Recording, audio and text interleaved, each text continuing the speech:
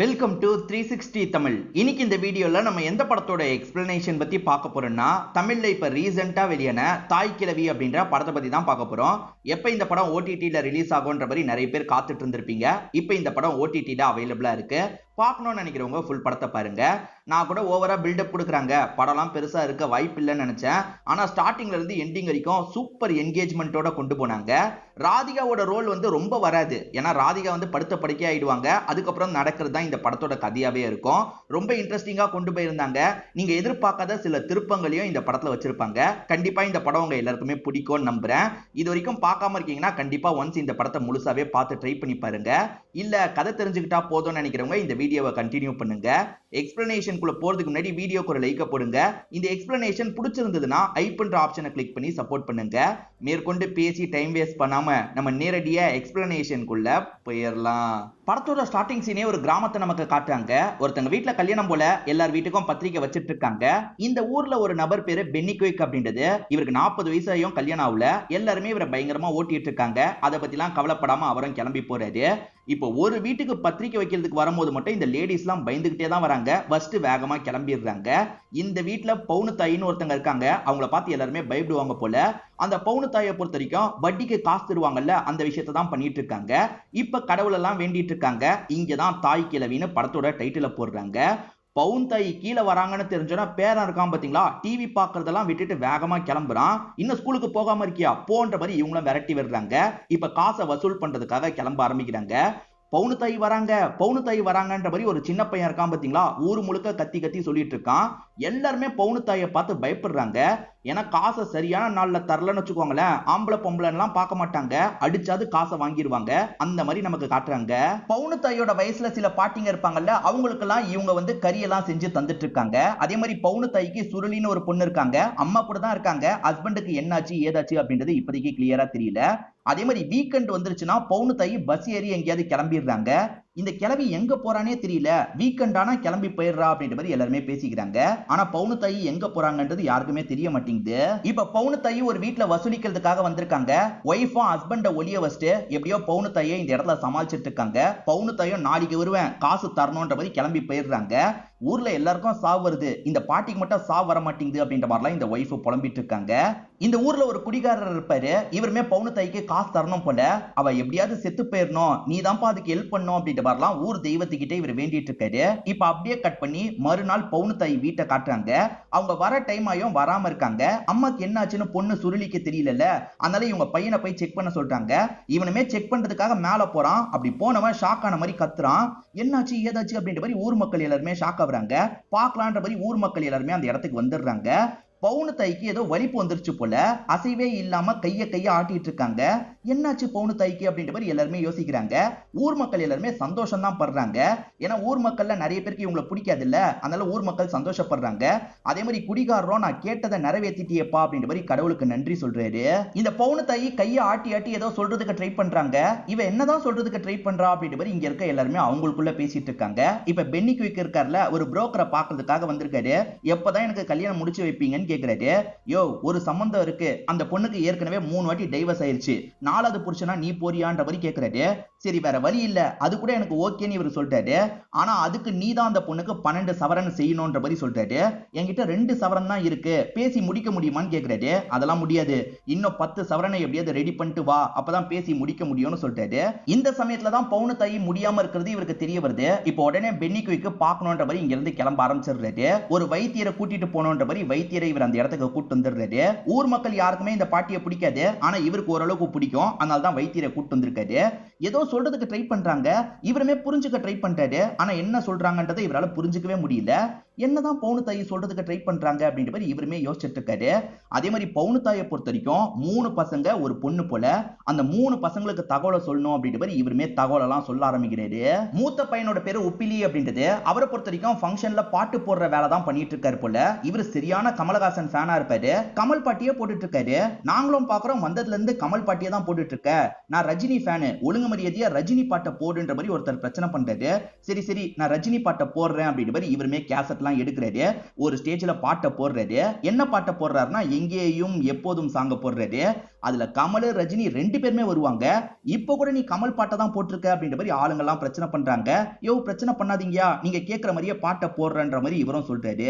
இப்ப பவுனுத்தாயோட 2வது பையனை காட்டுறாங்க. இவர் பேரு விடயன் அப்படின்றது. இவரை பொறுத்த வரைக்கும் ஆட்டோ ஓட்டுற வேலை தான் பார்த்துட்டு இருக்காரு. இப்போ ஒருத்தர் கிட்ட இருந்து 50 ரூபாய் வாங்கியிருப்பாரு. தெரியாதனமா அந்த 50 ரூபாய் காசு இருக்குல்ல சாக்கடையில விழுந்துருது. ஐயோ காசு போயிருச்சேன்னு ஃபீல் பண்ணிட்டு இருக்கும் போதுதான் இவருக்கு தகவல் தெரிய வருது. இவருமே கிளம்பணும் அப்படின்ற மாதிரிலாம் யோசிக்கிறாரு.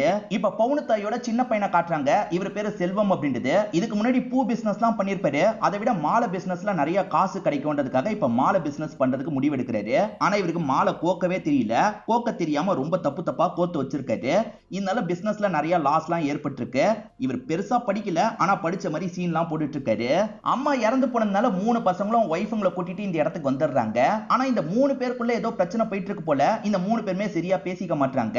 அதே சமயம் அம்மாவை நினைச்சு கஷ்டமோ பட மாட்டாங்க. என்ன இவனுங்க இப்படி இருக்காங்கன்ற மாதிரி ஊர்க்காரங்க பேசிக்கும் போதுதான் ஒருத்தர் ஒரு விஷயத்த சொல்றாரு. 4 வருஷத்துக்கு முன்னாடி இவங்க அப்பா சாகும் போது ஒரு பிரச்சனை ஏற்பட்டது அப்படின்ற மாதிரி சொல்ல ஆரம்பிக்கிறாரு. அதாவது 4 வருஷத்துக்கு முன்னாடி தான் பவுனுத்தாயோட ஹஸ்பண்ட் இருக்காருல இறந்து போயிருக்காரு. அவர் இறந்து போனதுக்கு அப்புறம் இவங்களுமே செய்ய வேண்டிய விஷயத்தெல்லாம் செஞ்சுட்டு இருக்காங்க. ஹஸ்பண்ட் இறந்து போனதுக்கு பவுனுத்தாயி ஃபீல் பண்ண மாட்டாங்க. ஏன்னா அவர் இருந்த வரைக்கும் மைனர் மாதிரி தான் சுத்திட்டு இருந்திருப்பாரு. இப்ப அப்பா இறந்து போனதுனால பசங்க சொத்தை பிரிச்சு தாங்கன்ற மாதிரி பிரச்சனை பண்ணிட்டு இருக்காங்க. இதை தாண்டி பொண்ணோட ஹஸ்பண்ட் இருக்காரு பாத்தீங்களா, எனக்கு 25 சவரன் தரேன்னு சொன்னீங்க, 22 தான் தந்தீங்க, மீதி 3 சவரனை தாங்கன்ற மாதிரிலாம் கேட்டு பிரச்சனை பண்ணிட்டு இருக்காரு. பசங்களுமே சீக்கிரமா பிரிச்சு தாங்கன்ற மாதிரி கேக்குறாங்கல்ல. நான் எதுக்குடா பிரிச்சு தரணும், இது எல்லாம் நான் சம்பாரிச்சது, உங்க அப்பா சம்பாரிச்சது எதுவுமே கிடையாது. நான் ஆண்டு அனுபவிச்சுட்டு நான் போகும்போது என்ன இருக்கோ அதை பிரிச்சு எடுத்துக்கோங்கன்ற மாதிரி சொல்லிட்டாங்க. அதெல்லாம் தெரியாது, எங்களுக்கு காசு வேணும்ன்ற மாதிரி பசங்க பிரச்சனை பண்றாங்க. அதே மாதிரி மருமகனும் பிரச்சனை பண்ணிட்டு இருக்காரு. மருமகன் கிட்ட இவங்க என்ன கேக்குறாங்கன்னா, சரி 22 போட்டல அது எங்க போச்சு, அது எல்லாத்தையும் அழிச்சிட்டல, இப்ப 3 தந்தாலும் நீ அழிக்க தான் செய்வ, இதுக்கப்புறம் உன் கூட எல்லாம் என் பொண்ணு இருக்க தேவையில்ல, நீ கிளம்புன்ற மாதிரி சொல்லிட்டாங்க. இந்த மாதிரி சமயத்துல தான் அண்ணன் தம்பிங்களுக்குள்ள பிரச்சனை ஏற்பட்டிருக்கும். அதே மாதிரி அம்மா கூடயும் சண்டை போட்டுட்டு கிளம்பி போயிருப்பாங்க. அப்படி போனவங்க இப்பதான் வந்திருக்காங்கன்னு நமக்கு தெரிய வருது. இந்த செல்வத்தை பொறுத்த வரைக்கும் ஏகப்பட்ட பண கஷ்டம் இருக்கு போல. எனக்கு பணம் கிடைக்கணும்பா, நீ தான் அருள் புரியணும் அப்படின்ற மாதிரி கடவுள் கிட்ட வேண்டிட்டு இருக்காரு. அதே மாதிரி அங்க விளக்கெல்லாம் ஏத்திட்டு இருக்காரு. அப்ப குடிகாரரு கொஞ்சம் காசு தான் கேட்கிறாரு. நான் எதுக்கு அவனுக்கு காசு தரணும், முதல்ல இங்க இருந்து போன்ற மாதிரி அவரை அடிச்சு துரத்தி விடுறாரு. இப்ப கோல்டு குமார்னு ஒருத்தரை காட்டுறாங்க. பவுனுத்தாயை பாக்குறதுக்காக வராரு. அவங்க காலில் விழுந்து ஆசீர்வாதம் எல்லாம் வாங்கிட்டு இங்க இருந்து கிளம்பிட்டு இருக்காரு. இவர் யாரு புதுசா இருக்காரு அப்படின்ற மாதிரி பென்னி குயிக் இருக்காருல, அவரை நிறுத்தி பேச ஆரம்பிக்கிறாரு. அப்ப அந்த கோல்டு குமார் ஒன்னு சொல்றாரு. அதை கேட்கிற பென்னி குயிக் பயங்கரமா ஷாக் ஆயிடுறாரு. இப்ப 3 அண்ணன் தம்பிங்களையும் கூப்பிடுறாரு. அவங்க 3 பேர் சரியா பேச மாட்டாங்கல்ல, இருந்தாலும் கூப்பிடுறதுனால பக்கத்துல வராங்க. இவர் சொல்றதை கேளுங்கடா அப்படின்ற மாதிரி அந்த கோல்டு குமார் கிட்ட பேச வைக்கிறாரு. இந்த பவுனுத்தாயி அப்பப்ப காசெல்லாம் கொண்டு வந்து இவர்கிட்ட தருவாங்க போல, எனக்கு நகை ரெடி பண்ணி தாங்கன்னு சொல்லுவாங்க போல. அந்த மாதிரி நிறைய நகையை சேர்த்து வச்சாங்க. அது எல்லாத்தையும் போன வாரம் தான் வாங்கிட்டு போனாங்க அப்படின்ற மாதிரி சொல்றாரு. எவ்வளவு இருக்கும்ன்ற மாதிரி கேக்குறாங்க. அது ஒரு 160 பவுன் இருக்கும்னு சொல்றாரு. இது 160 பவுனா அப்படின்ற மாதிரி இவங்க எல்லாருமே பயங்கரமா ஷாக் ஆகுறாங்க. அப்ப கிளவி எங்கேயோ ஒளிச்சு வச்சிருக்கு, அதை நம்ம கண்டுபிடிக்கணும் அப்படின்ற மாதிரிலாம் யோசிக்க ஆரம்பிக்கிறாங்க.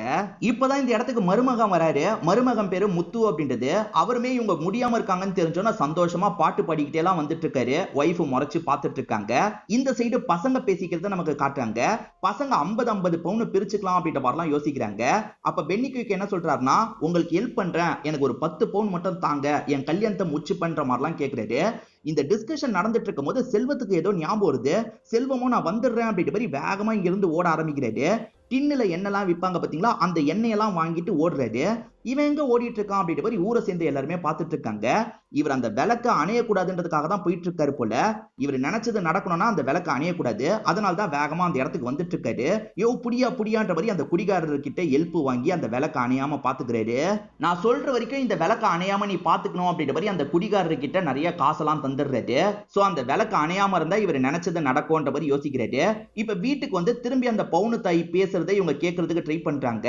அவங்க எங்க தான் சொல்றாங்கன்னு இவங்களுக்கு புரியல. சரி பவுனுத்தாயோட ரூமை செக் பண்ணி பாப்போன்ற மாதிரி இவங்க செக் பண்றதுக்காக வராங்க. லாக்கரையும் செக் பண்றாங்க. பலகாரம் தான் இருக்கே தவிர நகைலாம் இருக்க மாட்டேங்குது. நகை எங்கேயுமே இல்லையே, எங்கதான் இந்த கிளவி மறைச்சு வச்சிருக்கோம் அப்படின்ற மாதிரி இவங்களுக்குள்ள பேசிட்டு இருக்காங்க. அந்த குடிகாரரால விளக்கு அணையாம 24 மணி நேரமா பாத்துக்க முடியாதுல்ல, அவர் ஒரு அசிஸ்டன்ட்ட போட்டுக்கிறாரு. கட்டிலு அதே மாதிரி சாப்பிடுற ஐட்டம் எல்லாத்தையும் இந்த இடத்துக்கு வர வச்சிடுறாரு. அந்த விளக்கு அணையாம நம்ம பாத்துக்கணும், அதுதான் வேலைன்ற மாதிரி அந்த பையன் கிட்ட சொல்றாரு. இப்ப இவங்களுமே அம்மா ஏதாவது லாக்கர்ல காசை வச்சிருக்காங்களா, நகையை வச்சிருக்காங்களான்றதை செக் பண்றதுக்காக ஒரு இடத்துக்கு வராங்க. அம்மா வந்தாதான் நாங்க ஓபன் பண்ணி காட்ட முடியும், கிளம்புங்க அப்படின்ற மாதிரி அந்த பேங்கை சேர்ந்தவங்களை அனுப்பி வச்சிடுறாங்க. பவுன் தாய் எங்கேயாவது புதைச்சு வச்சிருக்க கூட வாய்ப்பு இருக்குன்னு பசங்க யோசிக்கிறாங்க. பென்னி குயிக் என்ன பண்றாருன்னா, தரையில எதையாவது மறைச்சு வச்சா காட்டி கொடுக்கும்ல, அந்த மாதிரி ஒரு டிவைஸை வச்சு செக் பண்றாரு. நிறைய இடத்த தோண்டி பாக்குறாங்க. ஆனா எந்த இடத்துலயும் உங்களுக்கு கிடைக்கிற மாதிரியே இல்ல. நீ சொன்னதை கேட்டு தோண்டணும் பாரு, எங்களை சொல்லணும் அப்படின்ற மாதிரி பென்னி குயிக்க எல்லாருமே திட்டிட்டு இருக்காங்க. சரி, அவங்க எங்கெல்லாம் போவாங்களோ அங்கெல்லாம் நம்ம விசாரிச்சு பார்த்தா என்னன்ற மாதிரி யோசிக்கிறாங்க. அம்மா எங்கெல்லாம் டிராவல் பண்ணாங்கன்றதை விசாரிச்சு அங்கெல்லாம் கிளம்பிட்டு இருக்காங்க. இது எல்லாத்தையும் அந்த முத்து கொஞ்சம் சந்தேகமா பாக்குறாரு.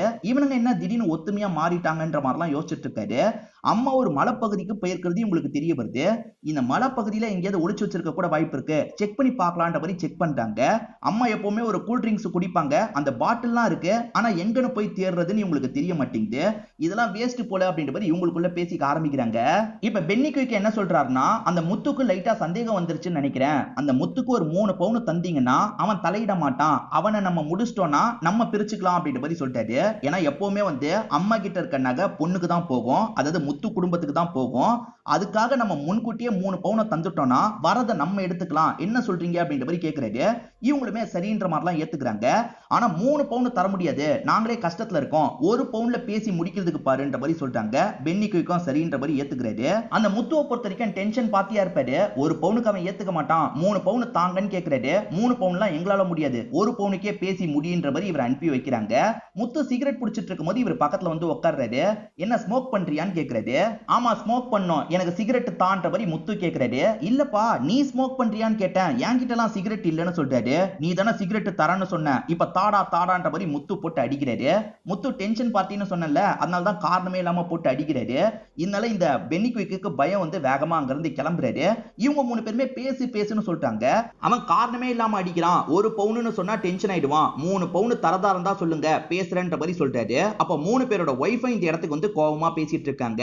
ஆக்சுவலா ஒய்ஃபுங்க கிட்ட நகை இருக்குல்ல, இந்த நகையை நம்ம தந்துட்டா என்னன்ற மாதிரி யோசிக்கிறாங்க. ஒய்ஃபுங்க கிட்ட 160 பவுனை பத்தி சொல்லிடலான்ற மாதிரி இவங்க உண்மையெல்லாம் சொல்லிடுறாங்க.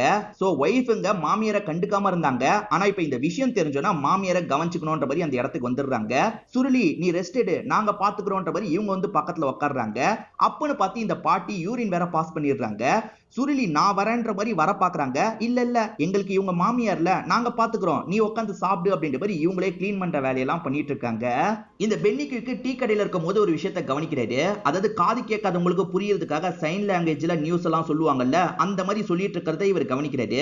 இவரை மாதிரி ஒருத்தர் இருந்தா பவுன் தாய் என்ன சொல்றாங்கன்றத கண்டுபிடிச்சு சொல்லிடுவார்ல, இவரை வர வச்சா என்னன்னு யோசிக்கிறாரு. இவரால காசு செலவு பண்ண முடியாது, பசங்க கிட்ட சொல்லலான்ற மாதிரி அந்த 3 பேர் கிட்ட சொல்றதுக்காக வராரு. அந்த 3 பசங்களும் நல்ல ஐடியாவா தான் இருக்கு, வர வைங்க, எவ்வளவு காசுனாலும் தந்துடலான்ற மாதிரி சொல்றாங்க. இவருமே தகவலை கொடுத்து அவரை இந்த இடத்துக்கு வர வச்சிடுறாரு. வெளியூர்ல இருந்து டாக்டர் வந்திருக்காருன்ற மாதிரி ஊர் எல்லாரையும் நம்ப வச்சிடுறாங்க. இப்ப அந்த டாக்டரை மட்டும் உள்ள கூட்டு வந்துடுறாங்க. அந்த டாக்டர் கிட்ட இவங்க என்னதான் சொல்ல வராங்க கண்டுபிடிச்சு சொல்லுங்கன்ற மாதிரி கேக்குறாங்க.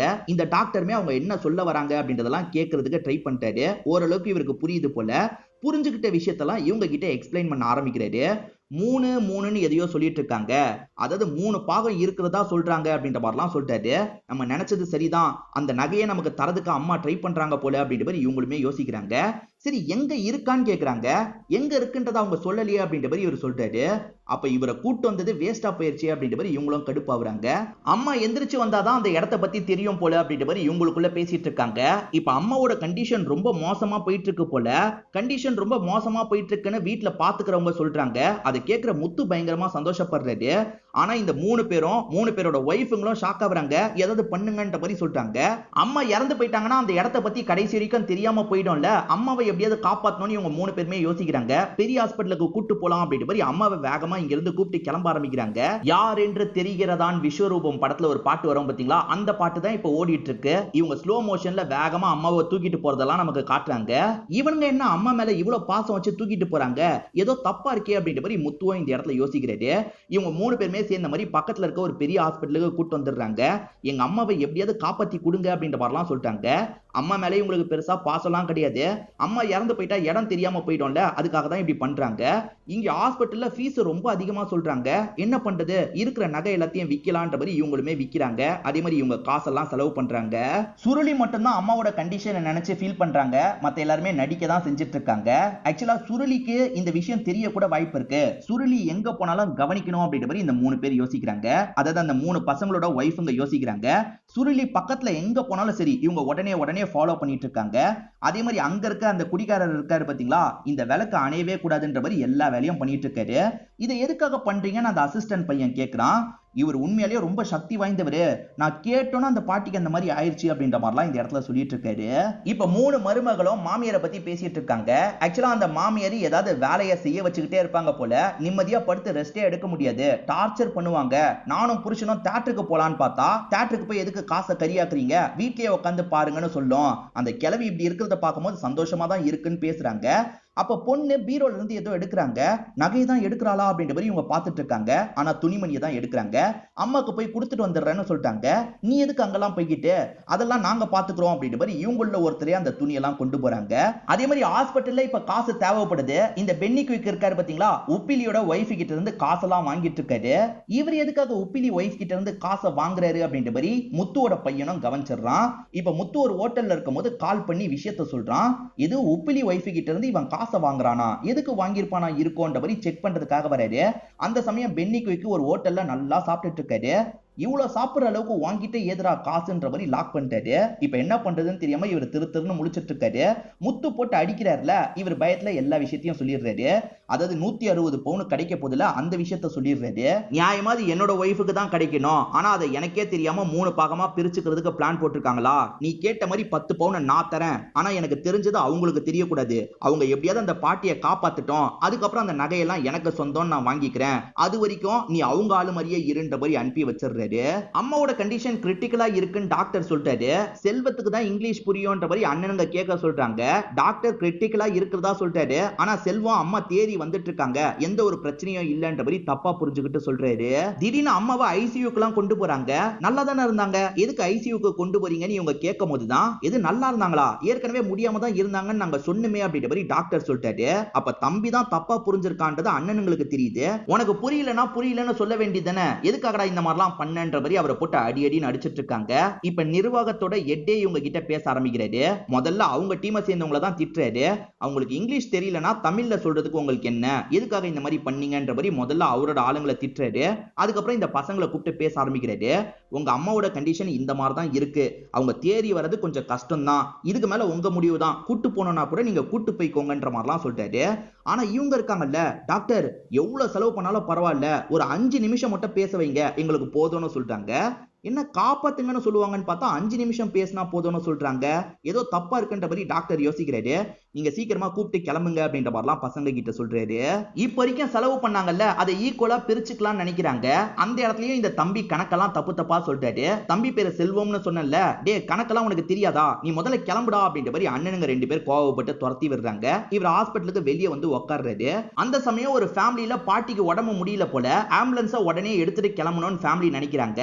ஆனா அவர் வந்து டயர் பஞ்சர்ன்ற மாதிரி லேட் பண்ணிட்டு இருக்காரு. வேணும்ட்டே லேட் பண்ணிட்டு இருக்கிறது இந்த செல்வத்துக்கு தெரியுது. யோ எதுக்கியா வேணும்ட்டே லேட் பண்ணிட்டு இருக்க, கூப்பிடுறாங்கல்ல போன்னு சொல்லிட்டாரு. அப்பயும் அவர் அமைதியா இருக்காரு. இதனால செல்வம் செம்ம கடுப்பாயிடுறாரு. இப்ப எடுக்க போறீங்களா இல்லையான்ற மாதிரி அங்க இருக்கவங்க கிட்ட பேச ஆரம்பிக்கிறாரு. இப்ப என்ன பண்றதுன்னு இவங்களுக்கு தெரியல. சரி பண்ணிட வேண்டியதான் அப்படின்ற மாதிரி இவங்களுமே பண்ண வேண்டிய விஷயத்த பண்றாங்க. என்ன பண்றாங்கன்னா, அந்த பாட்டிக்கு ஆக்சிஜன் சப்போர்ட் தந்து வச்சிருந்தாங்கல்ல, அதை எடுத்துடுறாங்க. அதாவது பாட்டியை காப்பாத்த நினைக்காம சாவடிக்க நினைக்கிறாங்க. உண்மை என்னன்னு பாத்தீங்கன்னா, இந்த பாட்டியோட ஃபேமிலி தான் சாவடிக்கிறதுக்கு முடிவே எடுத்திருப்பாங்க. அதை பண்ண மாட்டோன்ற மாதிரி அவங்க அடம் பிடிச்சிருப்பாங்க. செல்வம் தான் புரியாம இந்த விஷயத்த பண்ண வச்சிருப்பாரு. அந்த பாட்டியோட உயிர் போறத செல்வம் பாக்குறாருல, பயங்கரமா ஃபீல் பண்ணிட்டாரு. இவ்வளவு நேரம் இவங்களை சாவடிக்கிறதுக்காக தான் இவங்க பேசிட்டு இருந்தாங்களா அப்படின்ற மாதிரி யோசிக்கிறாரு. நம்ம அம்மாவையே நம்ம சாவடிக்கணும் தானே நினைச்சோம் அப்படின்ற மாதிரிலாம் ஃபீல் பண்ணிட்டாரு. இப்பதான் அங்க இருக்க கம்பவுண்டர் விஷயத்த சொல்லிட்டாரு. அது என்னன்னா, இதுக்கப்புறம் செலவு பண்ண முடியாதுன்றதுக்காக பையனே சாவடிக்க சொன்னா, இந்த மாதிரி கேஸ்ல நாங்க டைமை இழுத்து எப்படியாவது அவங்களை காப்பாற்ற முடியுமான்னு ட்ரை பண்ணுவோம், அதுக்காக தான் அப்படி பண்ண தம்பி, நீ தான் புரிஞ்சுக்காம இப்படி பண்ண, உயிர் போறதை பார்க்கும்போது எவ்வளவு கஷ்டமா இருந்தது, நாங்க இந்த மாதிரி சில விஷயங்களை பண்ண வேண்டியதா இருக்கு, எங்களுக்குமே ரொம்ப கஷ்டமா இருக்கும்ன்ற மாதிரி சொல்லிட்டாரு. நம்ம அம்மாக்கே நம்ம இந்த விஷயத்தை தானே பண்ண நினைக்கிறோம், அது ரொம்ப தப்புன்றது இப்பதான் செல்வத்துக்கு புரியுது. இப்ப செல்வமும் எப்படியாவது அம்மாவை காப்பாற்ற முடியுமா அப்படின்ற மாதிரி யோசிக்கிறாரு.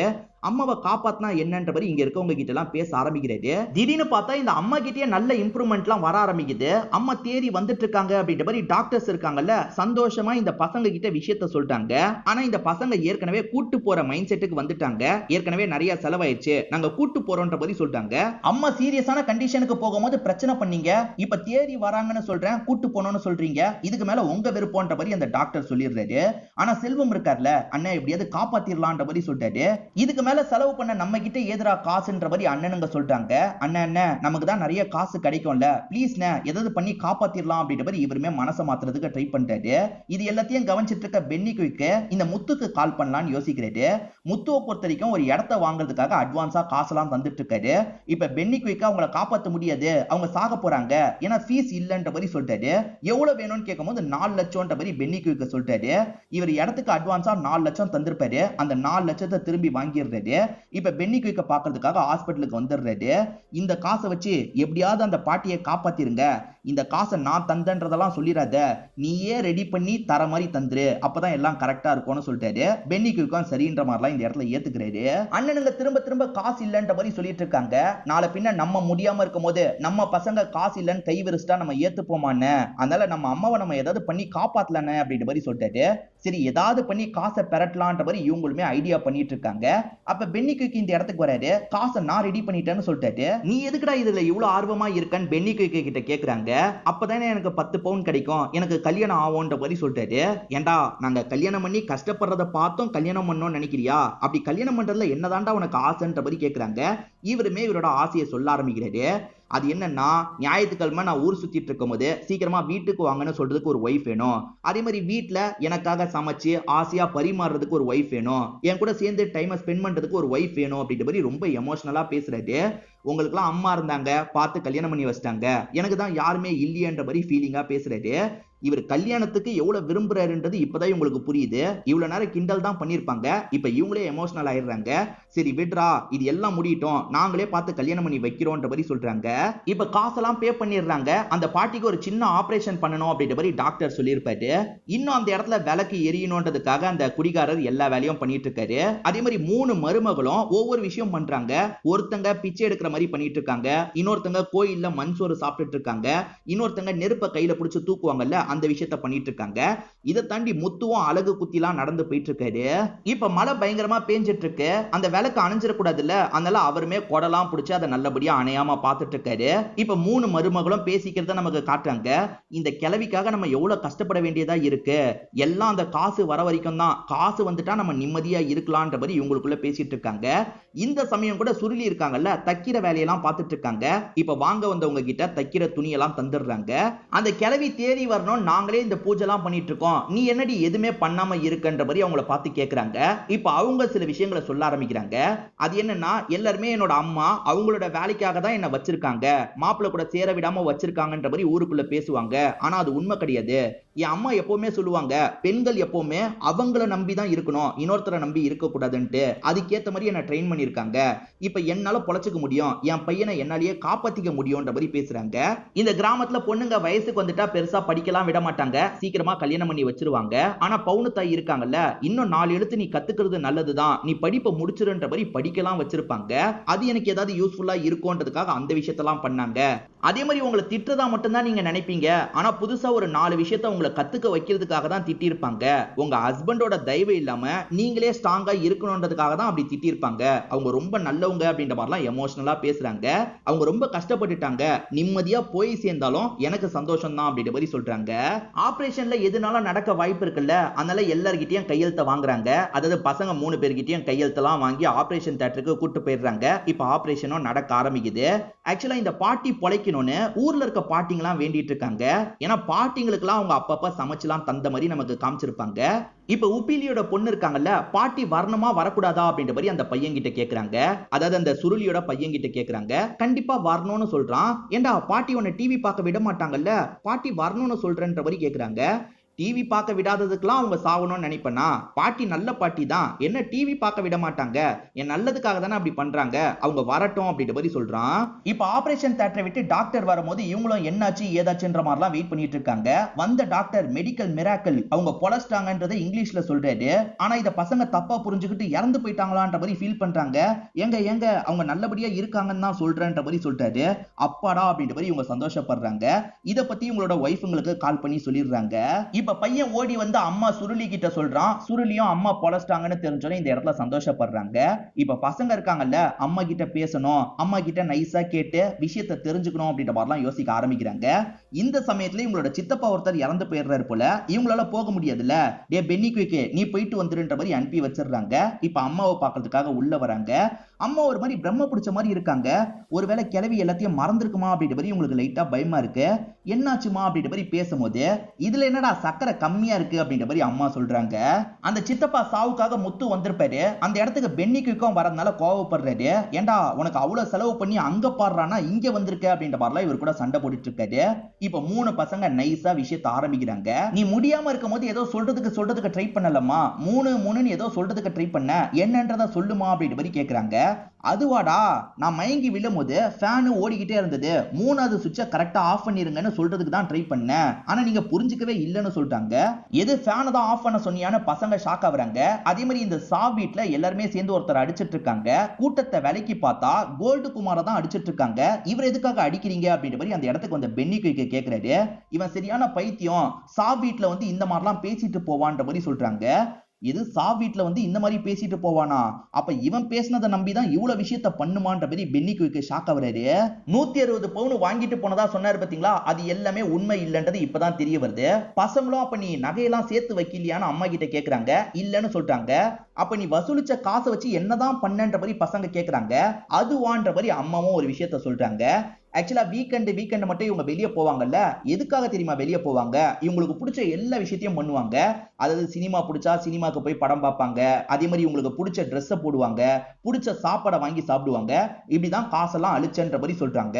அடி கிளவி, இவ்வளவு காசு அழிச்சிருக்கியா, உன்னை காப்பாத்துறதுக்கு வேற நாங்க இவ்வளவு செலவு பண்ணிருக்கோமே அப்படின்ற மாதிரி பசங்க எல்லாம் யோசிக்கிறாங்க. வேற வழி இல்ல, வீட்டுக்கு கூட்டு போனோம் அப்படின்ற மாதிரி அம்மாவை இப்ப வீட்டுக்கு எல்லாம் கூட்டு போயிட்டு இருக்காங்க. இப்ப ஹஸ்பண்ட்ஸ் நகையும் இல்ல எதுவும் இல்லன்ற மாதிரி ஒய்ஃபுங்களுக்கு சொல்லிடுறாங்க. அப்ப நம்ம செலவு பண்ண எல்லாமே வேஸ்டா போயிருச்சா அப்படின்ற மாதிரி ஒய்ஃபுங்க எல்லாருமே செம்ம கடுப்புல இருக்காங்க. இப்ப இந்த பாட்டி இருக்காங்க பாத்தீங்களா, முதல்ல அந்த சாமியை வேண்டதுக்காக வராங்க, அதுக்கப்புறம் வீட்டுக்கு வராங்க. இவங்க வயசுல இருக்க பாட்டிங்க எல்லாருமே இவங்களை கொண்டாடி இந்த இடத்துல வரவேற்றுட்டு இருக்காங்க.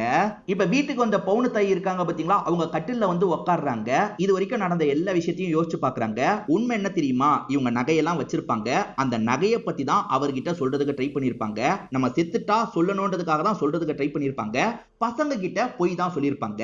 இப்ப அதெல்லாம் யோசிச்சு பார்த்தவங்க லேடிஸ் மட்டும் உள்ள வாங்கன்னு சொல்றாங்க. இப்ப இந்த வீட்ல இருக்க லேடிஸ் மட்டும் பவுனு தாயை பாக்குறதுக்காக உள்ள வந்துடுறாங்க. அவங்க வந்தோடனே ஒரு பட்டனை பிரஸ் பண்ணி கட்டில ஓபன் பண்றாங்க. கட்டில பார்த்தா ஏகப்பட்ட நகையை மறைச்சு வச்சிருக்காங்க. ஏறக்குறைய 200 பவுனு கிட்ட நகையை வச்சிருக்காங்க. நான் கொஞ்சம் கொஞ்சமா சேர்த்த நகை தான் இதுன்ற மாதிரி சொல்ல ஆரம்பிக்கிறாங்க. இதெல்லாம் நான் போனதுக்கு அப்புறம் உங்களுக்கு தெரியற மாதிரி ஏற்பாடு பண்ணலாம்னு நினைச்சேன், ஆனா இப்பயே சொல்ல வேண்டியதாயிருச்சு அப்படின்ற மாதிரி சொல்றாங்க. அதாவது இவங்க எப்ப பாரு வந்து அந்த பல்லாங்குழி கேம் விளையாடுவாங்க. இந்த பல்லாங்குழி கேமுக்கும் சேவிங்ஸ்க்கும் நிறைய சம்பந்தம் இருக்கு. நம்ம கிட்ட இருக்கும் போது 4 காசு சேர்க்கணும், அப்பதான் இல்லாத போது நமக்கு கிடைக்கும்ன்ற மாதிரி சொல்றாங்க. எனக்கு வாட்ச புருஷன் நிறைய லேடிஸ் கிட்ட போய் காசெல்லாம் அழிச்சான், ஆனா நான் தான் கஷ்டப்பட்டு காசெல்லாம் சேர்த்தேன். இப்படி 4 காசு சேர்த்ததுனால தான் உங்களுக்கு என்னால பண்ண முடியுது. அதே மாதிரி உங்க புருஷங்களை நம்பாதீங்க, நீங்களே 4 காசு சேருங்க. இப்ப கூட உங்க புருஷங்களுக்கு இதெல்லாம் தெரிய வேணாம், இது எல்லாத்தையும் உங்களுக்குள்ள பிரிச்சுக்கோங்கன்ற மாதிரி சொல்றாங்க. அதாவது உங்களுக்கு பொண்ணு இருக்காங்க, பசங்க இருக்காங்க, அவங்கள படிக்க வைக்கிறதுக்கு என்ன பண்ணுமோ அதெல்லாம் இந்த காசை வச்சு பண்ணுங்கன்னு சொல்றாங்க. எப்பவுமே ஆம்பளைய நம்பி மட்டும் நம்ம இருக்க கூடாது, நமக்கு கை கால் இருக்கு, அதை வச்சு என்னெல்லாம் பண்ண முடியுமோ அந்த விஷயத்தெல்லாம் நம்ம பண்ணணும், உழைக்கிறதுக்கு தயாரா இருக்கணும். அப்பதான் என்ன பிரச்சனை வந்தாலும் தைரியமா நம்மளால ஃபேஸ் பண்ண முடியும், புரியுதான்ற மாதிரி கேக்குறாங்க. இவங்களுமே சரின்ற மாதிரிலாம் ஏத்துக்கிறாங்க. பசங்க கிட்ட கூட இந்த விஷயத்த மறைச்சிருக்காங்க. இப்ப மருமக கிட்டயும் பொண்ணு கிட்டயும் இந்த விஷயத்த சொல்லிட்டு இருக்காங்க. வந்து எடுத்துக்கோங்க, 4 பாகமா பிரிச்சு எடுத்துக்கோங்கன்ற மாதிரி சொல்றாங்க. எல்லா மருமகளும் ரொம்ப சந்தோஷப்படுறாங்க. அதே மாதிரி இந்த பாட்டி இருக்காங்கல்ல, பொண்ணு விஷயத்துல ஏதாவது முடிவு எடுக்கணும்னு நினைக்கிறாங்க. சுருளி உன் விஷயத்துல நான் ஒரு முடிவு எடுத்திருக்கேன்ற மாதிரி சொல்றாங்க. அது என்னன்னா, இதுக்கப்புறம் நீ அவன் கூட சேர்ந்து வாழ வேணாம், அதாவது ஏற்கனவே பிரிஞ்சுதான் இருக்காங்க, திரும்பி அவன் கூட சேர வேணான்ற மாதிரி பாட்டி சொல்றாங்க. ஊர் மத்தியில பஞ்சாயத்தை கூட்டி 2 பேரையும் பிரிச்சு விட சொல்றாங்க. அவருமே நான் பண்ணதெல்லாம் தப்பு தான், நம்ம சேர்ந்து இருக்கலாம்னு சொல்றாரு. ஆனா செட் ஆகாது அப்படின்ற மாதிரி இந்த பாட்டி அவங்க 2 பேரையும் பிரிச்சு விட்டுறாங்க. வேற ஒரு கல்யாணம் பொண்ணுக்கு பண்ணி வைக்கணும்னு நினைக்கிறாங்க. இல்லம்மா, ஏற்கனவே எனக்கு பையன் அவ்வளவு பெருசா இருக்கான், எனக்கு 2வது கல்யாணம் வேணான்ற மாதிரி சுருளி சொல்றாங்க. ஏன் அவ்வளவு பெரிய பையன் இருந்தா பண்ணிக்க கூடாதுன்னு ஏதாவது இருக்கா, அவங்கிட்டயே கேட்போன்ற மாதிரி இவங்க அந்த பையனை கூப்பிட்டு கேக்குறாங்க. அந்த பையனுமே அப்பா யாரு அப்படின்ற மாதிரி கேக்குறான். அந்த பையனுக்கு ஓகேன்னு தெரிஞ்சோன்னா அம்மாவும் கொஞ்சம் நிம்மதி ஆகுறாங்க. அப்ப 2வது கல்யாணம் பண்ணிக்கலாம்னு முடிவு எடுக்கிறாங்க. பவுனு தாய் யார தெரியுமா மாப்பிளையா பார்த்திருக்காங்க? அந்த பென்னிக்கு தான் மாப்பிளையா பார்த்திருக்காங்க. 40 வயசாயும் கல்யாணம் ஆகலனாலும் அவர் ரொம்ப நல்ல டைப்ன்றது இந்த பொண்ணு தாய்க்கு தெரியும், அதாவது பவுனு தாய்க்கு தெரியும். சோ அவங்க 2 பேருக்கு கல்யாணம் பண்ணி வச்சிரலாம்னு எல்லா ஏற்பாடையும் பண்றாங்க. இப்ப 2 பேருமே சந்தோஷமா இந்த இடத்துல கல்யாணம் பண்ணிக்கிறாங்க. அந்த கல்யாணத்துல பவுனு தாய் முன்னாடி இருந்து பண்ண வேண்டிய எல்லா விஷயத்தையும் பண்ணிட்டு இருக்காங்க. இதோடயே ஹாப்பியா இந்த படத்தோட கதையை முடிச்சிடுறாங்க. கண்டிப்பா இந்த படமும் என்னோட எக்ஸ்பிளனேஷனும் உங்களுக்கு பிடிச்சிருக்கும்னு நம்புறேன். இந்த வீடியோ உங்களுக்கு பிடிச்சிருந்ததுன்னா லைக் பண்ணுங்க, கமெண்ட் பண்ணுங்க, மறக்காம 360 தமிழ் சேனலை சப்ஸ்கிரைப் பண்ணுங்க. தொடர்ச்சியா இந்த மாதிரி வீடியோக்கள் வந்துகிட்டே தான் இருக்கும்.